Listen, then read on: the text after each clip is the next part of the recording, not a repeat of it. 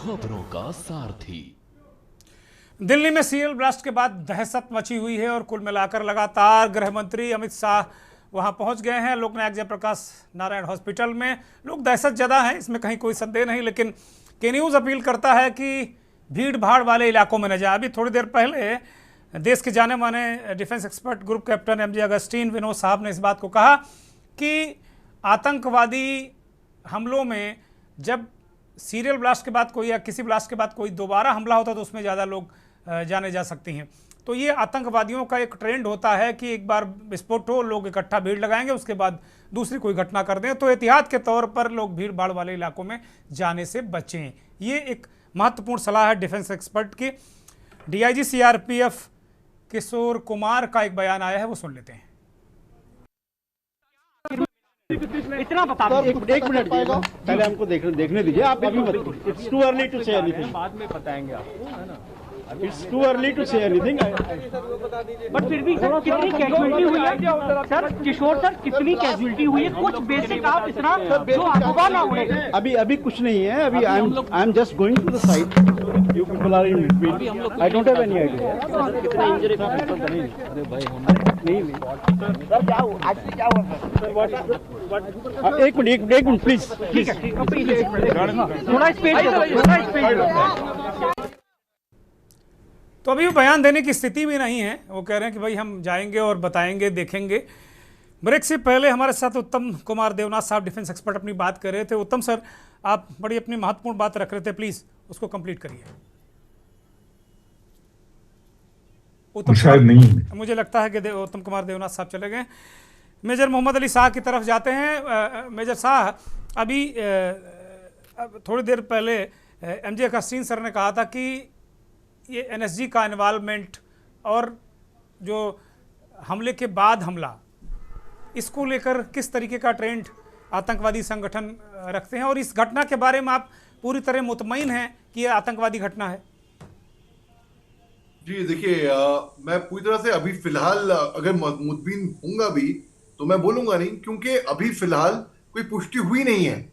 जब तक कोई पुष्टि होएगी ऑफिशियल चैनल के थ्रू, तभी हम उसके ऊपर कोई टिप्पणी दे पाएंगे। ठीक बात। अब दूसरी बात है कि ऑगस्टीन साहब की बात से मैं बिल्कुल पूरी तरीके से सहमत हूं। उनने बहुत ही अच्छा एनालिसिस दिया है। जी ऐसा देखिए, अब आप देखिए, अब पहले शुरुआत में हम सबको लग रहा था कि हो सकता है कि ये कोई एक्सीडेंट हो सकता है ऐसी कुछ घटना हो, हमको सबको लग रहा था। और लेकिन अभी हमको लग रहा है नहीं, हो सकता है ये आतंकी घटना हो।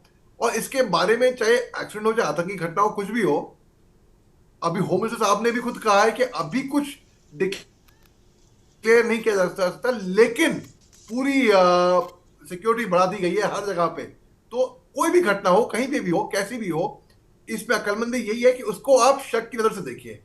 जब शक की निगाह से देखते हैं तो जाहिर सी बात है पूरे देश भर में हर जगह पे आप सिक्योरिटी बढ़ा देंगे, और जब सिक्योरिटी बढ़ा देंगे आप प्रिवेंट करेंगे ऐसी घटना।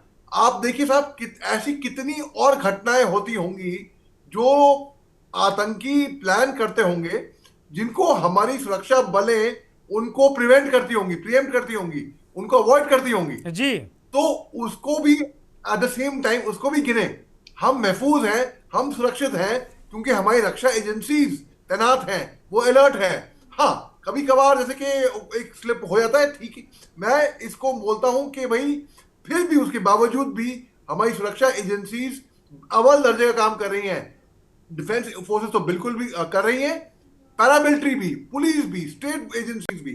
तो जी हाँ, ये घटना अगर हमको लगता हो कि आतंकी घटना भी हो, अभी फिलहाल कोई पुष्टि हुई नहीं है, क्योंकि कोई ऑफिशियल पुष्टि नहीं आई है, तो इसके बारे में अभी फिलहाल तो प्रीमेचर होगा बोलना कि हमें क्या लगता है। क्योंकि एट द मोस्ट हम मीडिया ट्रायल तो नहीं करना चाहते, हम रिपोर्ट करना चाहते हैं कि भाई एक्चुअल फैक्ट्स क्या हुए हैं, और जो इन्वेस्टिगेशन बताएगी हम उस मुताबिक चलेंगे। इन्वेस्टिगेशन के मुताबिक मेजर मोहम्मद अली शाह के कहने से इन्वेस्टिगेशन बदल थोड़ी जाएगी। तो इसके लिए नहीं, मैं मेजर साहब, मैं आपकी बात से बिल्कुल मुतमईन हूँ। आपकी बात से मैं मुतमईन हूँ। जैसे आप मुतमईन हैं कि जांच एजेंसियां जब कहेंगी तब कहना ठीक रहेगा, उसी तरह मैं भी आपकी बात से मुतमईन हूँ। लेकिन महत्वपूर्ण बात है कि एक अगर आप देखें कि लखनऊ की एक डॉक्टर गिरफ्तार होती है, गाजियाबाद का एक डॉक्टर गिरफ्तार होता है, सहारनपुर का एक डॉक्टर गिरफ्तार होता है, फरीदाबाद में कथित तौर पर उसे RDX कहा जाता है, फिर अमोनियम नाइट्रेट कहा जाता है, फिर पता नहीं क्या क्या इस तरह के सीजर होते हैं, गिरफ्तारियां होती हैं। क्या उन गिरफ्तारियों से एक परिस्थितिजन्य साक्ष्यों को देखते हुए रिलेटेड आपस में इनकी कोई कड़ी जोड़ी जा सकती है, या ऐसा कड़ियां जोड़ती दिख रही हैं क्या एक एक्सपर्ट के तौर पर? अगर मेरे को निजी तौर पे पूछे तो मुझे तो दिख रही हैं, ठीक है, मेरे को दिख रही हैं कड़ियां जोड़ते हुए कि भाई सहारनपुर में गिरफ्तारी हो जाती है, फरीदाबाद में RDX मालूम पड़ता है 350 के 300 से 350 kg का। 360। मेरे को निजी तौर पे पूछे तो मुझे तो कड़ियां दिखती हैं, और मैं हर चीज को शक की नजर से देखता हूं। मैंने फौज में एक चीज सीखी है कि आप इज्जत करो सबकी, शक करो सब पे, और इसके लिए मैं शक की नजर से देखूंगा। तो क्योंकि मैं रक्षा के मामले में, सिक्योरिटी के मामले में कोई ढील नहीं छोड़ता कभी भी। तो जी हाँ, अगर मेरे को निजी तौर पे बोला जाए तो मैं बोलूंगा इसको मैं शक की नजर से देखूंगा, बिल्कुल 100%। और जब पुष्टि मैं तभी करूंगा जब कोई ऑफिशियल पुष्टि कोई आएगी वहां पे। नहीं, ठीक है, उसके लिए तो आप हम सब उसी चौराहे पे खड़े हैं, जहां आप खड़े हैं वहां हम खड़े हैं। जब तक एजेंसियां, गृह मंत्री जी या सरकार नहीं कहेगी तो हम किसी संगठन का नाम अपने तरफ से थोड़ी ले लेंगे, या हम ये थोड़ी कह देंगे फला आतंकवादी संगठन ने किया। लेकिन जो ट्रेंड है, आपका भी लंबा अनुभव है, अगस्टीन सर का भी लंबा अनुभव है, पहवा साहब ने भी विदेश मामलों में और तमाम डिफेंस के मामलों को देखा, और बतौर पत्रकार एक ठीक ठाक वक्त तक मैंने भी इस तरह की तमाम चीज़ों पे काम किया है, घटनाओं को देखा है, मौके पर विस्फोट के तुरंत बाद जाकर घटनाओं को देखा है।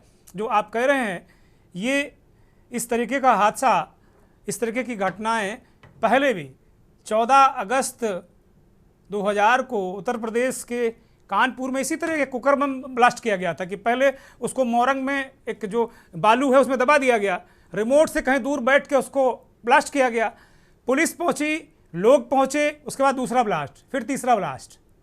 तो इस तरीके से होता है। तो आपने भी बहुत कुछ देखा होगा, हमने भी देखा है।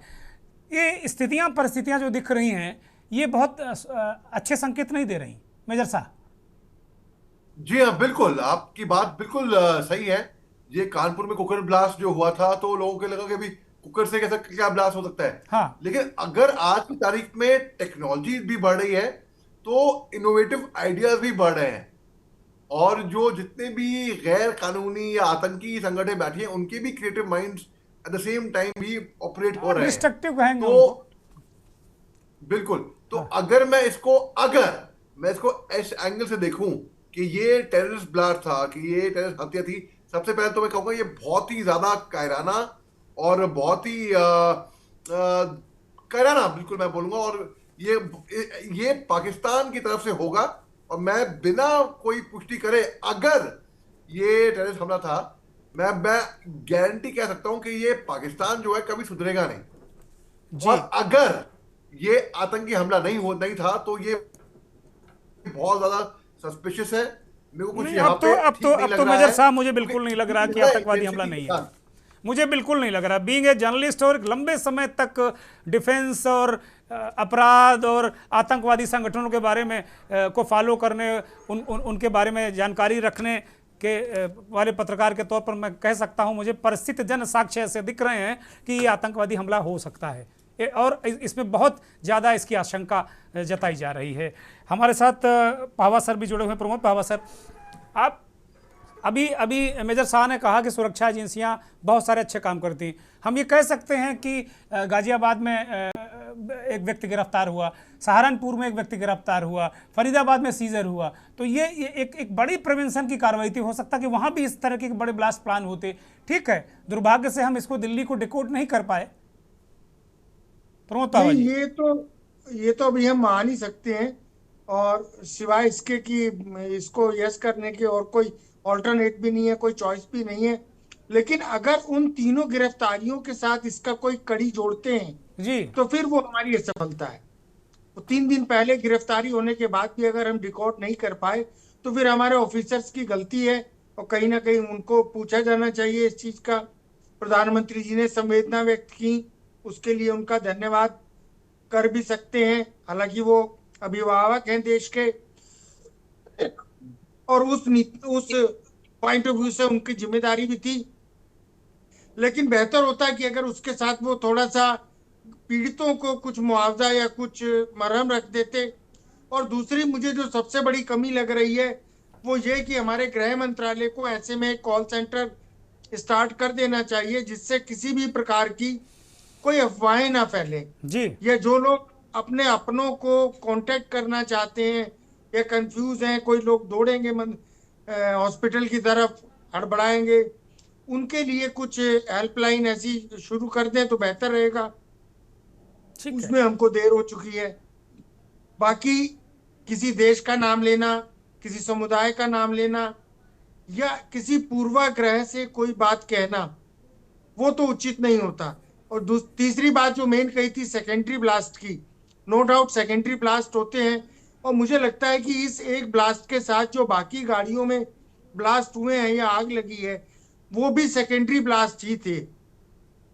अच्छा बाकी तो एनआईए ज्यादा अच्छा, बेहतर बता आपने बहुत दिनों तक पाकिस्तान और तमाम जो देशों में आप रहे हैं, काम किया है आपने, और सारी चीज़ों को आपने देखा, उनकी दशा और दिशा को ट्रैक करते रहे हैं। ये इस तरह की घटनाओं के लिए आम तौर पर भारत का नागरिक, भारत का सिस्टम, भारत का पॉलिटिकल तंत्र, भारत के पत्रकार, भारत के एक्सपर्ट ये मानते हैं कि पाकिस्तान ने ही किया होगा। आप क्या राय रखते हैं? और तो हमारी किसी से दुश्मनी भी नहीं है और ऐसा कोई देश ऐसा नहीं है जो ऐसा हमारे यहाँ कम से कम उत्तर भारत में ये राजधानी में आके करे। तीसरी बात यह है कि वहाँ के स्लीपर सेल यहाँ आसानी से बन जाते हैं, मिल जाते हैं। अगर हम सोचें कि हमें कोई चीन का स्लीपर सेल मिल जाएगा तो वो इतना आसान नहीं होता, या श्रीलंका से या किसी ऐसे देश से जो बहुत ज़्यादा हमसे कनेक्टेड ना हो, तो वो उन लोगों के लिए आसान है। उनकी एक पूरी की पूरी स्ट्रेटेजी है, उनकी थ्योरी है और वो इस मामले में एक्सपर्ट है, इसमें कोई दो राय नहीं है। चाहे वो अफगानिस्तान में उन्होंने किया हो या वो भारत में बार बार करते रहते हो, तो पॉसिबिलिटीज हैं। अच्छा, एक राजनयिक भी आप रहे हैं, एक राजनयिक के तौर पर क्या इसको देखा सकता कि पाकिस्तान इस तरह की कायराना हरकत की कोई बड़ी वजह, क्या अफगानिस्तान का भारत के करीब आना, इसको भी हम इस तरीके से देख सकते हैं अभी, या जल्दबाजी होगी ऐसा करना? नहीं, अभी जल्दबाजी होगी क्योंकि ये पाकिस्तान के पॉइंट ऑफ व्यू से भी अगर देखा जाए तो ये उनके लिए उचित वक्त नहीं था।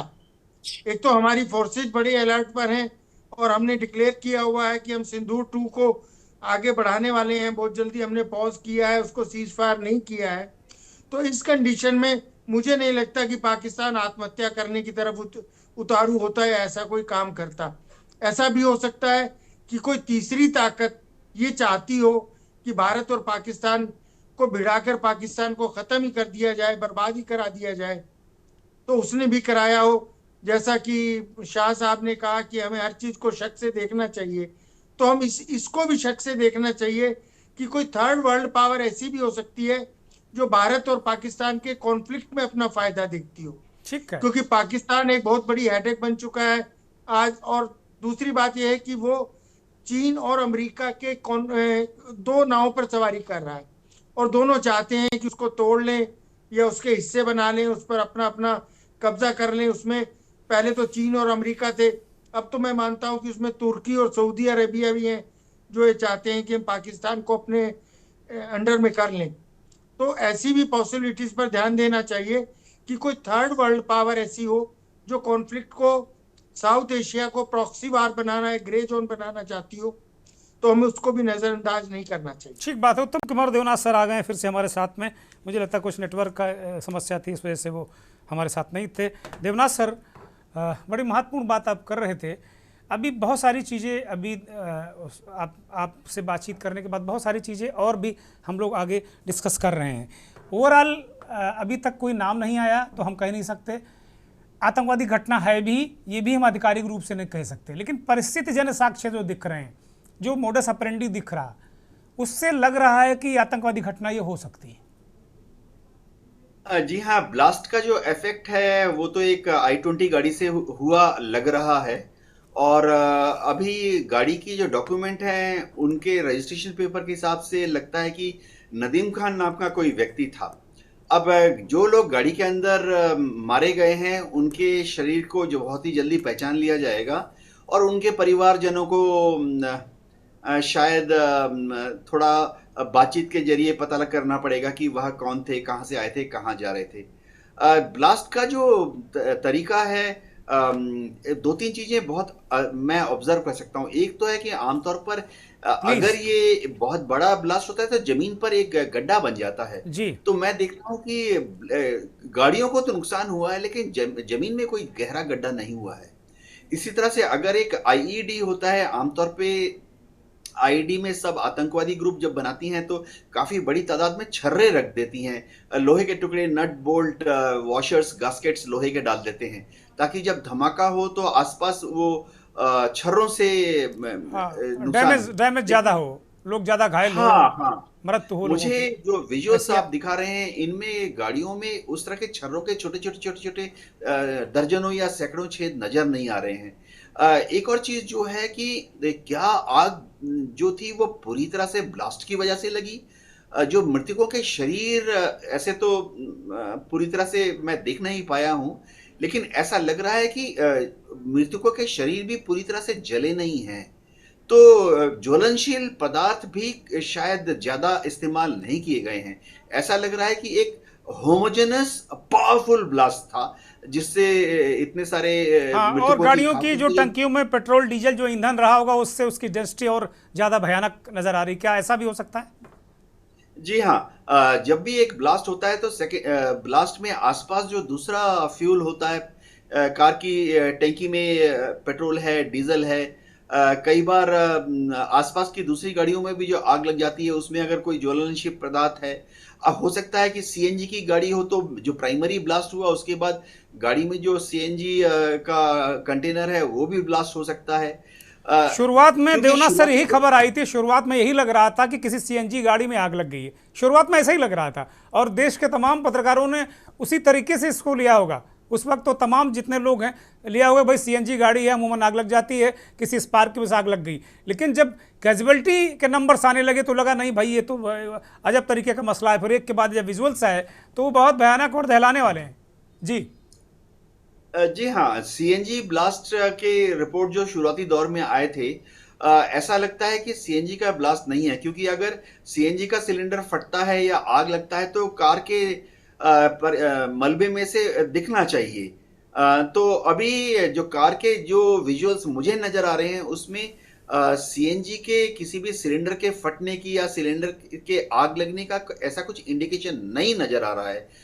जो फॉरेंसिक टीम वहां पहुंची है वह कह रही है कि शुरुआती दौर में, देखिए फॉरेंसिक टीम जब पहुंचती है केमिकल एनालिसिस तो करती है, उसमें थोड़ा समय लगता है, लेकिन सबसे पहले वो वहां देखते हैं कि सूंघ कर देखते हैं कि किस चीज की खुशबू, किस चीज की बदबू आ रही है जलने की। फॉरेंसिक एनालिस्ट जो होते हैं मौका वारदात में जब जाते हैं तो वहां की जो धूल है उसको थोड़ा सा टेस्ट करते हैं, जो धुआं लगा है उसको अपनी जीभ पे ही टेस्ट कर लेते हैं। तो सूंघ कर और टेस्ट करके और उसको जो फील होता है उनकी उंगलियों में, जब वो टच करके उंगलियों में सरसराहट करते हैं तो कितना खुरदुरा है, इससे शुरुआती दौर में ही उनको एक असेसमेंट हो जाता है। उस असेसमेंट के बेसिस पे कहा जा रहा है कि ये एक ऑर्गेनाइज्ड एक्सप्लोसिव है, या तो कमर्शियल एक्सप्लोसिव है या मिलिट्री ग्रेड एक्सप्लोसिव है या हो सकता है आरडीएक्स भी हो। जी अच्छा, ये भी बड़ी महत्वपूर्ण जानकारी आपने दर्शकों को दी। अगस्तीन सर की तरफ मैं फिर से रुख करूंगा। अगस्तीन सर, अभी देवनाथ सर ने कहा कि भाई जो सूंघ कर, टेस्ट करके, देख कर, प्रथम दृष्टया जिसकी बात कर रहे हैं, प्रारंभिक छानबीन पड़ताल में ऐसा हो सकता है। जो बात आपने कही तो उससे मैच कर रही कि एनएसजी यूं ही नहीं आती, तो कहीं ना कहीं चीज़ें क्लब कर रही हैं। अब तक बातचीत में जो हम लोगों ने बातचीत की उसमें बहुत सारी चीज़ें निकल कर आ रही, और मुझे लगता है जांच अधिकारी भी इसी तरीके से बातचीत करके आशंकाओं और संभावनाओं को जोड़ते हुए मुझे लगता है कि चीज़ों को आगे बढ़ाते होंगे। क्या ये भी आशंका है कि कोई सुसाइड बम्बर रहा हो? क्या ऐसा भी हम देख सकते हैं? क्योंकि अभी सर ने कहा कि ये गाड़ी किसी नदीम खान के नाम थी, दिल्ली पुलिस ने कहा उसमें 3 लोग सवार थे, और फिर वो एकदम उसी गाड़ी में विस्फोट होता है। तो क्या सुसाइड बम्बर की भी आशंका हो सकती है क्या सर? देखिए, बहुत अच्छा सवाल है। इसमें देख, मैं अब जो मुझे जानते हैं ये बात जानते हैं जरूर।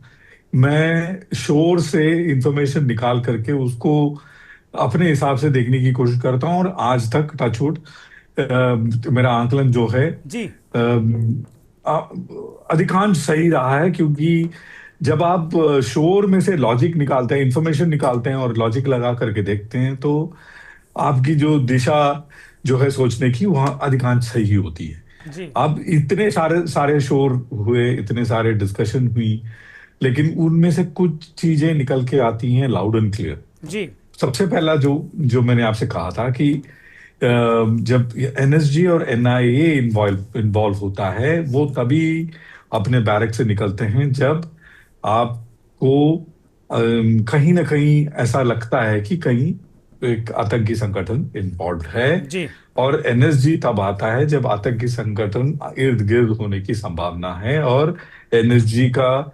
इन्वॉल्वमेंट होने की संभावना ज्यादा है, तभी वो अपने बैरक से निकलते हैं। और वो इतना जल्दी यहाँ पर अगर पहुंच गए हैं, ये अपने आप में एक बहुत बड़ा संकेत है। जी दूसरा दूसरा हम अपना पड़ोसी चुन नहीं सकते हैं, और हमारा पड़ोसी जो है पाकिस्तान है। जी तो किसी कोई और देश का इन्वॉल्वमेंट हो भी, अगर मैं कुछ समय के लिए अगर मान भी लूं कि कोई और देश का इन्वॉल्वमेंट भी होने की संभावना है, वो अपने आप में स्टैंड अलोन होने की संभावना ना के बराबर है। उसका एक सबसे महत्वपूर्ण रीजन ये है कि जो पाकिस्तानी के कहीं स्वतंत्र आतंकी आउटफिट समानांतर चलते हैं, ये हम आप जानते हैं। जी जी जो कुछ कुछ हिसाब से मैं बताऊं, अगर टीटीपी हो, या इस्लामिक स्टेट जो खुरासान आईएसके जिसको हम कहते हैं वो जी हो, जी या जो लश्कर तैयबा हो, जैसे मोहम्मद हो, इस तरह की कहीं कहीं आउटफिट जो हैं, इनके फंडिंग सोर्स अलग हैं, कमांड चैनल अलग हैं, इनके सोच विचार अलग हैं। कभी कभी ये अपने एक दूसरे के खिलाफ भी खड़े हो जाते हैं, लेकिन इनके जो सेफ हाउस हो, या हथियार हो, या लॉजिस्टिक के जो चीजें हो, वो अक्सर जाकर के एक तरफ केंद्रित हो जाता है।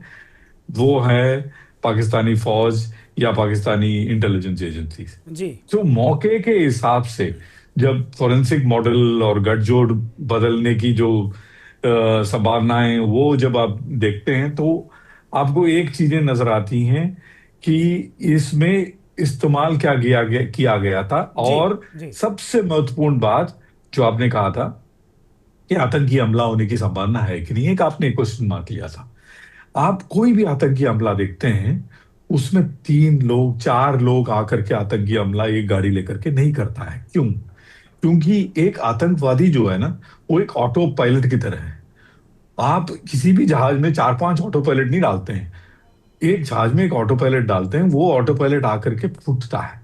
अगर ये लोग 4 लोग इस एक्सप्लोजन एनवायरनमेंट में रहे हैं, मेरा अनुमान ये है, लॉजिक भी यही कहता है, ये कहीं से लेकर के कहीं भाग रहे थे, और रास्ते में इनके साथ ये हादसा हुआ है। जी इसके 2 रीजन हैं। देवनाथ साहब ने एक चीज बहुत महत्वपूर्ण चीजें कही थी, और मैं चैनल में भी देख रहा था। एक्सप्लोसिव होता क्या है, ये हमें दर्शकों को समझाना जरूरी है। जी जी एक्सप्लोसिव प्लीज एक छोटे से इलाके में प्रेशर बढ़ाने की एक एक सामग्री होती है, और उस प्रेशर को जब आप हद से ज्यादा बढ़ाते हैं, तो एक्सप्लोजन होता है। आप अगर एक्सप्लोजिव को किसी थैले में फोड़ते हैं, तो उसकी एक्सप्लोजिव पावर बहुत कम होती है। जब एक्सप्लोजिव को आप कुकर के अंदर डालते हैं, उसकी एक्सप्लोजिव पावर बढ़ जाती है, क्योंकि एक प्रेशर वेसल की तरह कुकर काम करता है, या बॉम्ब बॉडी बॉडी काम करता है, कोई भी चीज काम करता है। जब वो फटता है, जो उससे प्रेशर वेव्स निकलती हैं, उसके सहारे आप किसी चीज को बेचते हैं। किसको बेचते हैं? शार्पनर्स को। कील हो, या फिर बेयरिंग्स हो, ये सारी चीजें एक्चुअल डैमेज करता है। ये चीजें जो फ्लाइंग शार्पनर्स हैं, ये एक्चुअल डैमेज करता है, ना कि एक्सप्लोजिव। एक्सप्लोजिव सिर्फ प्रेशर बढ़ाने की काम करता है। एक मीडियम है तो वो। ये समझ, एक प्रेशर बढ़ाने की मीडियम है। तो इस संदर्भ में आप क्या देखते हैं, कहीं किलो एक्सप्लोजिव एक जगह से दूसरे जगह जाते हुए ये हादसा होने की संभावना सबसे ज्यादा है, क्योंकि इसके अंदर एक नहीं 4 ऑटो पायलट थे, या 3 ऑटो पायलट थे, तीनों को बॉडी इधर उधर हुई है।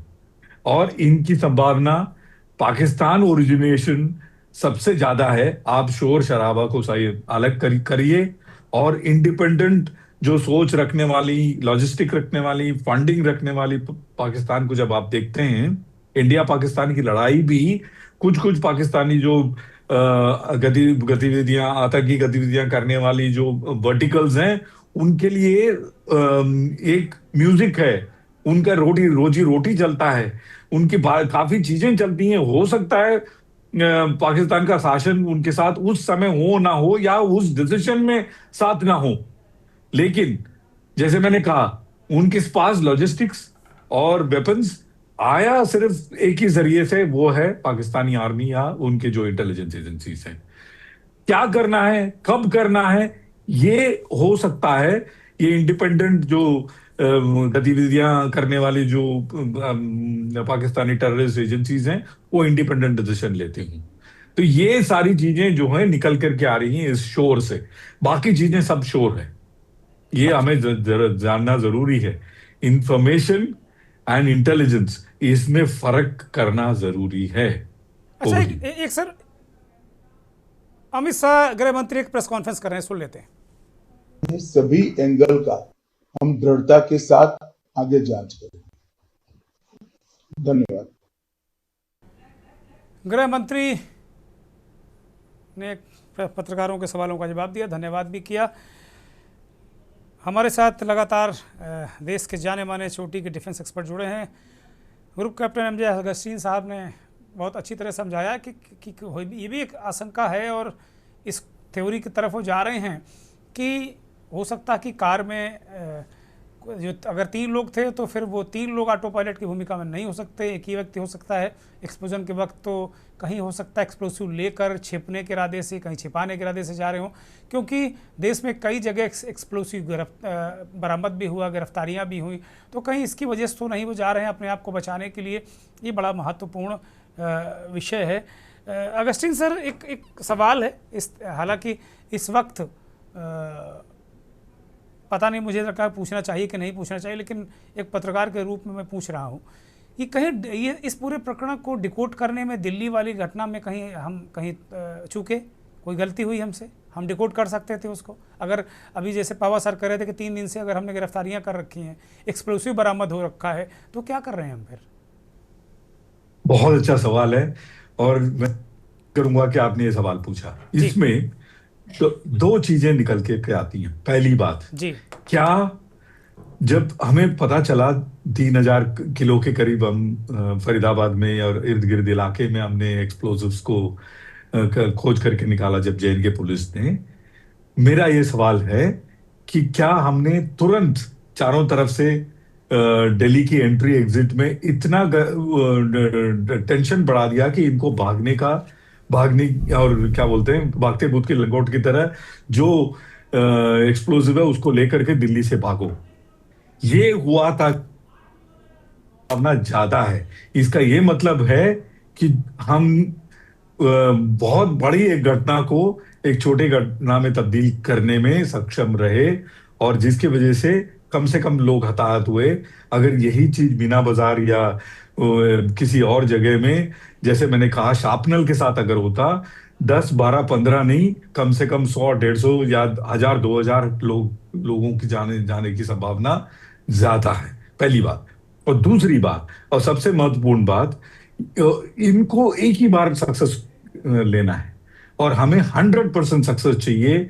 एंट्री, एग्जिट, इंटेलिजेंस, इंफॉर्मेशन, इनको पकड़ना। और भारत बहुत बड़ा एक देश है, और दिल्ली बहुत ही एक डेंसली पॉपुलेटेड इलाका है। उसमें से आप ऐसे लोगों को खोज करके निकालेंगे कैसे? हम आपकी तरह दिखते हैं, तो आप इनमें से कैसे खोज करके निकालेंगे? तो इनको एक ही बार सक्सेस लेना है। और क्या ये सक्सेसफुल ऑपरेशन था? बिल्कुल नहीं। इसमें आप जानते हैं, आप तो इतने समय से कवर कर रहे हैं, आप जानते हैं क्या ये सक्सेसफुल ऑपरेशन था? बिल्कुल नहीं था। क्यों? क्योंकि इसमें ना शार्पनल से, जैसे देवनाथ साहब ने कहा, और 3 ऑटो पायलट मर गए, और इस इलाके में मरे कि इतना बड़ा एक्सप्लोजन हुआ, 13 लोग मरे सिर्फ।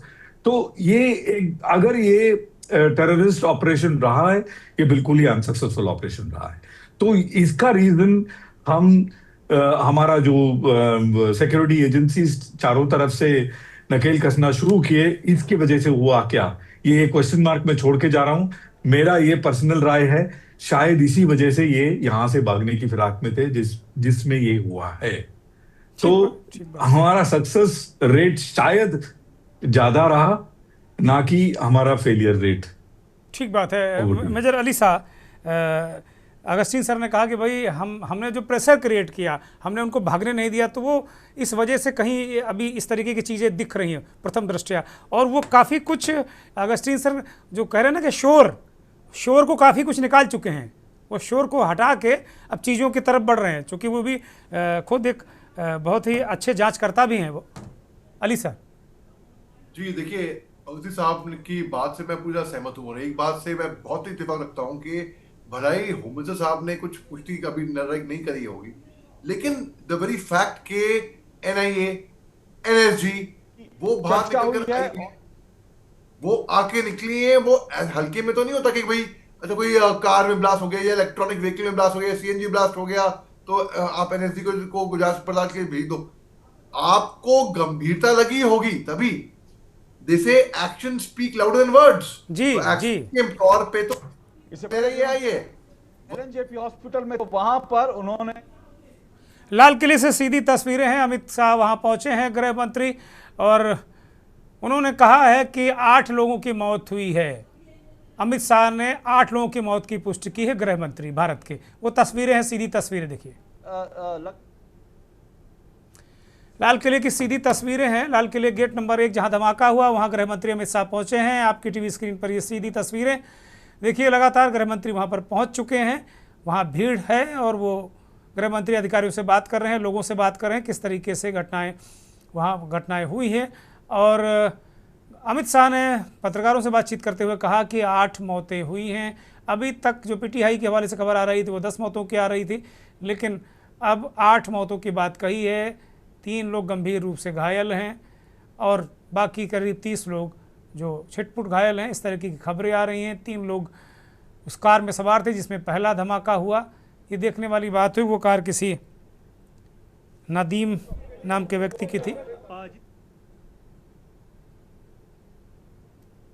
तो ये सीधी तस्वीरें, सीधे अली शाह के पास चलते हैं। बोलिए सर, प्लीज कंप्लीट करिए। जी तो देखिए, जब कोई गंभीरता होती है तभी उसमें NIA जांच करती है, NSG को छोड़ते हैं आसपास, ताकि प्रिएम्प्ट करने को ऐसी कोई भी अगर घटना अगर प्लान करी हो, कहीं पे भी प्लानिंग हो, तो NSG आके उसको प्रिएम्प्ट कर देगी। तो बिल्कुल कहते हैं तो action speak louder than words. तो भलाई वर्ड्स में नहीं बोला हो जो एक्शन है, तभी मैं कहता हूं कि हमेशा शक की नजर से देखो। आप कुछ भी हो तो जब शक की नजर से देखोगे, अगर अभी दिवाली का टाइम था, देखिए जी दिवाली का टाइम था तो पटाखे फूट रहे थे हर जगह जी। तो मेरी आदत बनी हुई है, मैं पटाखे का साउंड सुनता हूं तो मैं पता नहीं एक ह्यूमन रिएक्शन है मेरा, वो फौजी इंस्टिंक्ट है मेरे, मैं ऑलमोस्ट अलर्ट रहता हूं बिल्कुल कि अभी क्या है ये। मैं जम्मू कश्मीर से आया था बहुत साल पहले, और मैं छुट्टी पे आया था जम्मू कश्मीर से, धमाके ढूंढ के बिल्कुल सुन के बॉर्डर पे के टाइम छुट्टी पे आया। हम दिल्ली में थे, गोपीनाथ बाजार में थे, सबसे पहले मैंने पटाखा सुना, सबसे पहले तो मैं क्रॉस हो गया जी। अच्छा ये तो सिविल इलाका है कोई असर ही। तो हर चीज को शक की नजर से हम देखेंगे। इसको बात ऐसी है कि जब पुष्टि हुई है होम मिनिस्टर साहब की कि भाई 8 लोगों की मृत्यु हुई है, बहुत दुख की बात है, बहुत दुख की बात है। और जो ऊपर से अथॉरिटी से जो पुष्टि हो रही है, मैं तो स्ट्रिक्टली उस पुष्टि को मान के चलता हूं। मैं कोई भी चैनल हो, मीडिया कोई भी हो, सब जिम्मेदारी अपना काम कर रहे हैं, सब लगे हैं कि हम पहले खबर ब्रेक करें, लेकिन जो ऑफिशियल रिकॉर्ड्स के तहत होता है मैं स्ट्रिक्टली उसके मुताबिक चलता हूं। तो अब तक जो होम मिनिस्टर साहब ने पुष्टि करी है, मैं उसको उसी लाइन को टो करते हुए मैं सोच रहा हूं कि हाँ भाई ये हुआ है, इसी को मान के चलें अभी फिलहाल तो। जी ठीक बात है, बड़ी महत्वपूर्ण जानकारियां मेजर अली शाह ने दी। लेकिन इस वक्त की अहम खबर दर्शकों के सामने है कि ब्लास्ट वाली जगह गृह मंत्री अमित शाह पहुंचे हैं। इस वक्त की बड़ी और अहम खबर, बेहद अहम खबर है कि गृह मंत्री अमित शाह, विस्फोट शाम को 6:52 पर हुए। 8 लोगों की मौत की आधिकारिक पुष्टि गृह मंत्री ने की है। 30 से ज़्यादा लोग घायल हैं, ऐसी खबरें हैं। 3 लोग सवार थे जिस कार में विस्फोट हुआ।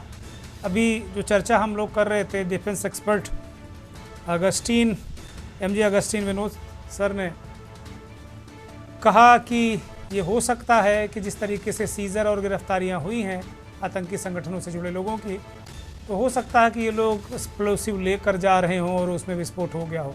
ये भी एक आशंका है, क्योंकि सीधे तौर पर ये नहीं कहा जा सकता कि कोई ये मानव बम था या उस तरह की चीज़ें थी।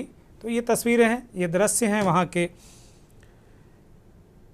सीधे रुख करेंगे देवनाथ सर का। देवनाथ सर, सबसे जो महत्वपूर्ण बातें, तमाम चीज़ें डिस्कशन हुई और एक नई दिशा में हम बढ़ते भी दिखे। अगस्टीन सर ने एक नई दिशा दी कि ऐसा भी हो सकता है और जांच अधिकारी या जांचकर्ता भी इसी तरीके से चलते होंगे या चलते हैं। तो अब ओवरऑल 8 मौतों की पुष्टि गृह मंत्री जी ने की है, लेकिन ये अगर पूरा कुछ देखें, अगर मगर में तो हम ये नहीं कह सकते कि आतंकवादी हमला अगर हुआ है, लेकिन घटना हुई है, मौतें हुई हैं, ये सच है, घटना हुई सच है, आग लगी है सच है। परिस्थितियों पर अगर कुछ आपको टिप्पणी करना चाहें, इस तरह इस वक्त जो परिस्थितियां हैं। जी हाँ, देखिए, मैं अपने अनुभव से बताऊंगा। अगर कार में बैठे हुए लोगों की मृत्यु हुई है, बताया जा रहा है 3 लोग थे, और अगर नदीम खान नाम का व्यक्ति का कार था, बताया जा रहा कि हरियाणा की रजिस्ट्रेशन प्लेट थी, तो जाहिर बात है दिल्ली पुलिस के जो स्पेशल सेल है और हरियाणा पुलिस की जो STS है, वह मिलकर अब अगले आधे घंटे या 15 मिनट में ही नदीम खान के घर में पहुंच जाएंगे, हरियाणा में जहां पर भी वो रहता हो। ये हो सकता है पहुंच गए हों, ये भी हो सकता है पहुंच गए हों। हाँ, पहुंच गए भी होंगे, क्योंकि हरियाणा पुलिस काफी वक्त हो गया है, शाम 7 बजे से लेकर अब 10:30 बजने को जा रहा है, तो हो गया होगा। जी हाँ जी। तो जैसे ही नदीम खान के परिवार से अब बातचीत होगी तो तुरंत पता लग जाएगा कि वह दिल्ली में किस काम से आया हुआ था, कब उसने घर छोड़ा, और उसके साथ जो गए हुए हैं बाकी उसके मित्र, जो 2 मित्र या ज्यादा मित्र, वो कौन थे, वो कहाँ रहते थे। अच्छा, उसके घर में जाते ही ये आइडिया हो जाएगा कि नदीम खान किस मोबाइल फोन का इस्तेमाल करता था, एक या एक से ज्यादा। उस मोबाइल फोन की बरामदगी अगर हो जाती है, मिल जाता है, फिर तो अच्छी बात है। लेकिन उसके बगैर भी बिना मोबाइल फोन के भी सिर्फ नंबर के बेसिस पर दिल्ली पुलिस खंगाल सकती है कि कॉल डिटेल्स, CDR जो होता है, कॉल डिटेल्स रिकॉर्डिंग, जो कंपनी है वो बता देगी कि पिछले 12 घंटे में, 24 घंटे, 36 घंटे में नदीम खान या और उसके साथ कार में जो दूसरे 2 लोग बैठे थे, उनके मोबाइल से किस किस से बात हुई। तो इन 3-4 मोबाइल फोन के 36 घंटे में जो कॉल उन्होंने किस किस से बात की, उसको सामने रखते हुए ही इन्वेस्टिगेशन एजेंसीज को उसमें कॉमन लिंक का एक तार दिख जाएगा। तो हम सुबह तक पता लग जाएगा कि नदीम खान के परिवार वाले क्या कह रहे हैं। शुरुआती दौर में हमेशा घर के लोग ऐसे ही कहते हैं कि हमें तो कुछ पता नहीं था, वो तो बहुत ही इनोसेंट हैं, किसी चीज से उनका किसी से बैर नहीं था। लेकिन इन्वेस्टिगेशन एजेंसीज जो हैं वो बड़ी नरम तरीके से डील करते हुए आस्ते आस्ते सारी कड़ियों को ज्वाइन करके आगे पहुंच जाती हैं। देखिए, अगर जामा मस्जिद एरिया में एक कार घूम रही है तो वहाँ CCTV लगे हुए हैं, और इसी कार का जो नंबर अभी हरियाणा वाला है, आप देखेंगे उसके 1 किलोमीटर इधर, 1 किलोमीटर इधर दूसरे CCTV में भी इस कार का नंबर मिल जाएगा। तो उससे यह कार 5 मिनट पहले, 15 मिनट पहले, आधा घंटा पहले किस तरफ से आई है, कहां से मुड़ी है, वो भी पता लग जाएगा। समय लगेगा, लेकिन सिस्टम कंप्यूटराइज होता है, बहुत जल्दी पता लग जाएगा। जी हाँ, तो अभी हमारे सहयोगी ने जानकारी दी कि अब एक टीम हरियाणा रवाना हो गई है नदीम खान के यहाँ। तो ये बड़ी और अहम खबर है। अभी मैं सर बस एक सेकंड में आ रहा हूँ, बस एक छोटा सा ब्रेक। आप देख रहे हैं के न्यूज़, खबरों का सारथी।